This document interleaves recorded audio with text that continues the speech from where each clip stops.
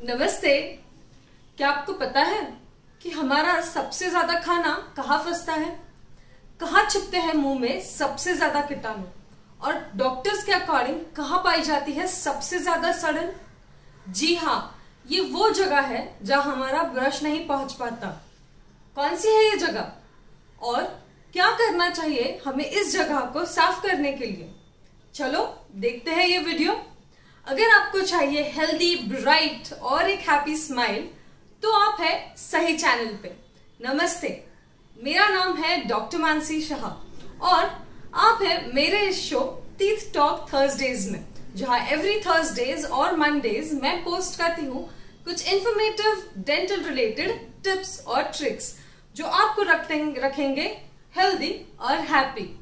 तो चलो बढ़ते हैं वीडियो की तरफ। सब्सक्राइब करना ना भूलें ताकि जब भी मैं कोई इन्फॉर्मेशन डालूं आप तक पहले पहुंचे। मानसी, जैसे आपने बताया था वैसे हमने ब्रशिंग तो चालू कर दिया है। आपने मेरा ब्रशिंग वाला वीडियो देखा है ना? नहीं देखा है तो यहाँ पे ऊपर वीडियो के लिंक शेयर कर रही हूँ, क्लिक कीजिए और देख के आइए कि कैसे सही तरीके से ब्रशिंग करते हैं। तो चलो, अब ब्रशिंग तो सही तरीके से चालू कर दिया है, फिर भी मानसी क्यों कह रही है कि 100% 100% नहीं हो रहा है हमारा दांत या हमारा मुंह साफ? क्यों? तो दोस्तों, मैं आपको बताना चाहूंगी कि हमारे मुंह में 35% दांत दो दांतों को जुड़ के होते हैं। मतलब एक दांत का 35% पोर्शन दूसरे दांत से जुड़ा हुआ रहता है। जैसे हमें पता है कि हमारे सारे दांत एक दूसरे से जुड़े हुए हैं। भले हर दांत अलग से अपने हड्डी में बैठा हुआ है, पर ऊपर से सारे दांत एक दूसरे को जुड़ के है। तो इन दांतों के बीच में सबसे ज्यादा खाना जाके फंसता है। उस खाने को निकालने के लिए और वहां पे जो बायोफिल्म या प्लाक, कैल्कुलस, ये सारी चीजें जो फॉर्म होती है उनको साफ करने के लिए, सारे कीटाणुओं का नाश करने के लिए हमें जरूरी है दांतों के बीच की सफाई करना। जी हाँ, दो दांतों के बीच की सफाई ये बहुत ही जरूरी है। अगर आप 2 टाइम ब्रश कर रहे हैं तो दिन में से एक बार, स्पेशली रात के समय में, दांतों के बीच की सफाई तो जरूर कीजिए। कैसे करते हैं दांतों के बीच की सफाई? चलो देखते हैं। तो इसमें 2 तरीके हैं। एक है फ्लॉसिंग या फिर इंटरडेंटल ब्रश के इस्तेमाल से, यानी ये दांतों के पूरे हिस्से को, दांत के जो 2 हिस्से, जैसे मैं आपको यहाँ पे बताने वाली हूं कि ये 2 दांत है, ये हिस्सा जो है, ये वाला हिस्सा, इसकी सफाई करना बहुत ही जरूरी है। तो ये है मेरे पास एक फ्लॉसर। तो फ्लॉस या फ्लॉसर सेम ही काम करता है। इसे फ्लॉसर इसलिए कहते हैं क्योंकि एक डिवाइस दिया गया है और उसके आगे ये जो है वो फ्लॉस की थ्रेड है। तो इसे हम इस तरह से अंदर बाहर करेंगे। याद रखें कि फ्लॉस की थ्रेड आपके मसूड़ों को तकलीफ ना दे और बस उसको हल्के से अंदर बाहर करना है। आसानी से कोई भी फ्लॉस का थ्रेड आपके दांतों के ऊपर नीचे होता है। उतनी जगह 2 दांतों के बीच में होती है कि फ्लॉस थ्रेड ऊपर नीचे हो सके। तो ये रहा फ्लॉसर और दूसरा है फ्लॉस थ्रेड। अब एक फ्लॉस के डब्बे से फ्लॉस कहाँ मिलेगा? तो एक मेडिकल स्टोर में आपको इजीली फ्लॉस अवेलेबल हो जाएगा। उसमें से करीबन 16 से 18 इंच थ्रेड निकाल ले। फिर अपनी 2 उंगलियों में उसे इस तरह से रोल करें और 2 दांतों के बीच में इससे सफाई करें। अब फ्लॉस या फ्लॉसर दोनों में से किसी का भी इस्तेमाल कर सकते हैं। ये हुआ एक नॉर्मल, यानी यंग लोगों में या बच्चों में इस फ्लॉस का इस्तेमाल आराम से कर सकते हैं। बट अब जैसे ही हमारी उम्र बढ़ती है या हम कोई ट्रीटमेंट ले लेते हैं, जैसे कि कैप है, तो हमारे दांतों के बीच की थोड़ी सी जगह बढ़ जाती है। अगर कैप है तो कैप के नीचे थोड़ी सी जगह रह जाती है। तब हमें क्या इस्तेमाल करना है? तो हमें इस्तेमाल करना है इसे कहते हैं इंटरडेंटल ब्रश। इंटरडेंटल ब्रश मतलब इंटर यानी 2 दांतों के बीच, डेंटल यानी दांत, सो इंटरडेंटल ब्रश ऐसे ये एल शेप्ड होता है, जैसे ये आगे से मेरा मुंह है, ये ब्रश ये ऐसे अंदर जाता है और सफाई करता है इस तरह से। आराम से ये दो दांतों के बीच में फंसे हुए कण को या कैप के नीचे फंसे हुए चीजों को साफ करने के लिए इस्तेमाल किया जा सकता है। इसमें दो कलर्स अवेलेबल है, एक ब्लू है और एक येलो है। सो ब्लू वाला है जो है वो साइज छोटी है और येलो वाला जो है जो मेरे हाथ में पकड़ा हुआ है वो एक बड़ी साइज है। तो आप आपके दांत के स्पेस के अकॉर्डिंग या फिर एक डेंटिस्ट को कंसल्ट करके आप वो कौन से कलर का ब्रश लेना है वो तो आप पे निर्भर कर सकता है।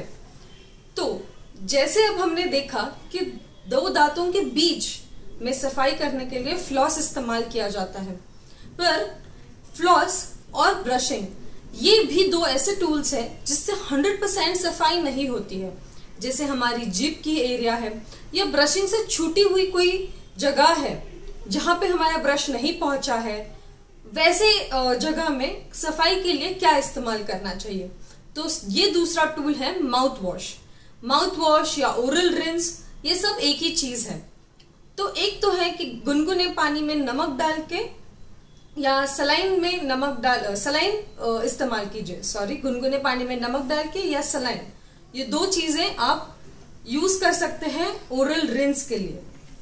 और अगर आपको जैसे पता है कि बाजार में ऐसे रंग के बहुत सारे माउथ वॉशेस अवेलेबल है, जैसे कोलगेट प्लक्स है, लिस्ट्रीन है, हिमालय के प्रोडक्ट्स है, ऐसे बहुत सारे हैं, बिटाडिन है जो मेडिकेटेड ओरल रिंस है।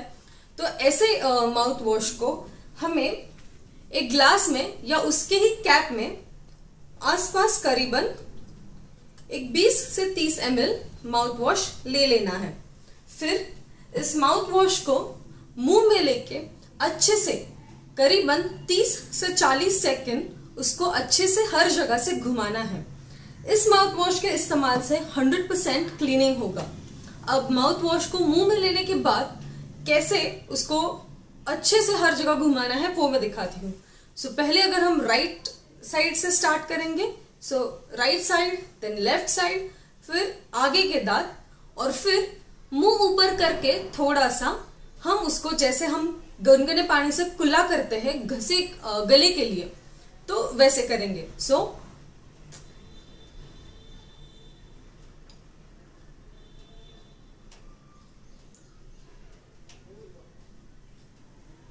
और फिर इसको बाहर स्प्लिट कर देना है। तो इस तरह से आपके सारे दांतों के एरियाज, दांतों के बीच में भी ये माउथ वॉश जाता है। सबसे पीछे दांत में जहां पे ब्रशिंग करना डिफिकल्ट है, वहां पे जीभ पे फंसे हुए कीटाणु, ये माउथ वॉश ध्यान रखता है और ये सारे कीटाणुओं का नाश कर देता है। तो कौन सा माउथ वॉश इस्तेमाल करना अच्छा है बुरा है, सो मैं किसी कंपनी के अकॉर्डिंग नहीं बोल रही हूँ, बट हाँ अगर आपको किसी माउथ वॉश से जलन नहीं हो रही है तो आप लिस्ट्रीन या कोलगेट प्लक्स आराम से ले सकते हैं। बट कोलगेट प्लक्स एक सेंसिटिव करके आता है। सो ये कोलगेट प्लक्स सेंसिटिव स्पेशली उन लोगों के लिए बनाया है जिनकी स्किन बहुत सेंसिटिव है या उनको दूसरे माउथ वॉश से जलन होती है। माउथ वॉशेस में अलग अलग फ्लेवर्स है, तो आप वो भी सिलेक्ट कर सकते हैं। और हाँ, अब माउथ वॉश डाइल्यूट करके इस्तेमाल करना चाहिए या कॉन्सेंट्रेट करके। सो अगर कॉन्सेंट्रेट यूज करें, मतलब जैसे डायरेक्ट ये 30 ml है वैसे का वैसा इस्तेमाल करें तो ज्यादा बेहतर है। पर अगर आपको जलन होती है या थोड़ा सा डिस्कम्फर्ट है, आपको अच्छा नहीं लगता है डायरेक्ट यूज करना वो मेडिसिन, तो आप स्विच कर सकते हैं। आधे ग्लास पानी में ये 20 से 30 ml माउथ वॉश मिला लीजिए और फिर उससे पूरे माउथ वॉश से गुलना कर लीजिए। ध्यान रखिए कि सबसे पहले हमें ब्रशिंग करना है, फिर इंटरडेंटल ब्रश का इस्तेमाल करना है और फिर माउथ वॉश। करीबन 30 मिनट ये सब करने के बाद कुछ खाना या पीना नहीं है। अब ये कब करेंगे, तो सबसे ज्यादा बेहतर समय है रात का। अगर आपको कोई मसूड़ों की तकलीफ नहीं है या डॉक्टर ने कोई रेकमेंडेशन नहीं दिया है स्पेशली, तो सिर्फ दिन में से एक बार माउथ वॉश और फ्लॉस का इस्तेमाल बेहतर है और काफी है। सो रात को आप जब कर लोगे उसके बाद ऐसा ही होने वाला है कि आप कुछ खाओगे नहीं नेक्स्ट डे सुबह तक। पानी पीना अलाउड है। बहुत सारे लोग मुझे ये भी पूछते हैं कि माउथ वॉश इस्तेमाल करना ये सबके लिए नेसेसरी है, जरूरी है, या जिनको सिर्फ तकलीफें हैं उन्होंने करना चाहिए। याद रखिए, जिनको तकलीफ है उन्होंने तो करना ही है। तकलीफ जाने मुंह से गंदी बदबू आना, गम्स के डिसीज जैसे पायरिया होना, या जिनका सड़न का रेट बहुत ज्यादा हाई है, जिनमें बहुत ज्यादा सड़न होती है, इन सब कैटेगरीज के लोगों में ये माउथ वॉश रोज इस्तेमाल एक बार एटलीस्ट करना जरूरी है। पर अब जो नॉर्मल है, जिनमें बहुत कम सड़न है या जिनमें बहुत कम कैविटीज है, तो क्या इस हेल्दी माउथ वाले लोगों ने भी माउथ वॉश इस्तेमाल करना चाहिए? मैं कहूंगी कि अगर आप रोज नहीं इस्तेमाल करेंगे तो भी ठीक है, पर हफ्ते में से 3 या 4 बार इस्तेमाल करें। इससे आपका जो सड़न ना होने का रेट है वो कभी नहीं होगा, मतलब आप हमेशा ही हेल्दी और फिट रहोगे। वैसी ही चीज होती है इंटरडेंटल ब्रश और फ्लॉस के साथ। हमें लगता है कि हम ब्रशिंग कर लेते हैं तो बस काफी है, पर जैसे मैंने कहा कि 35% ऑफ दांत हमारा दूसरे दांत से चिपका हुआ रहता है और वो जगह ब्रशिंग से साफ ही नहीं होती है। याद रखें कि कीटाणु सबसे ज्यादा यहाँ छुपते हैं और ये एरिया अगर हम साफ नहीं करते हैं तो यहाँ पे छोटे छोटे हिस्से में या छोटे छोटे प्रमाण से कैविटीज बढ़ती जाती है। लोगों को लगता है कि ये सिर्फ नॉर्मल सेंसिटिविटी है, पर ये नॉर्मल सेंसिटिविटी नहीं है। यहाँ पे सड़न, छिपी हुई सड़न जो हमें नॉर्मली दांतों से दिखाई नहीं देती है, वैसी वाली सड़न होना बहुत कॉमन है। यहाँ पे अपोजिट ट्रायंगल यानी छोटे डॉट से चालू होने वाली सड़न और जो अंदर जाके बहुत बड़ी सड़न होती है, जैसे मैं आपको एक मेरे इमेज में सामने बता रही हूँ, वैसी वाली सड़न होना बहुत ज्यादा कॉमन है। तो इसलिए 2 दांतों के बीच की सफाई करना बहुत बहुत ज्यादा जरूरी है। और हाँ, यहाँ पे कोई कॉम्प्रोमाइज नहीं है, रोज करना है। 7 दिन हफ्ते में से 7 के 7 दिन सुबह या शाम आप आपका सिलेक्शन कर सकते हैं कि आपको कौन सा टाइम ज्यादा दे सकते हो आपके ओरल हेल्थ के लिए। आप उतना टाइम ये फ्लॉसिंग करें। अगर आपको ट्रेडिशनल फ्लॉस से, जैसे मैंने धागा बताया था, वो धागे से नहीं पॉसिबल है, तो आप फ्लॉसर, जो बहुत ही इजी टेक्निक है, अवेलेबल है एक मशीन मैकेनिज्म में, सिर्फ 2 दांतों के बीच में उसे प्लकिंग मोशन में या एक स्मूथ मोशन में मूव करना है।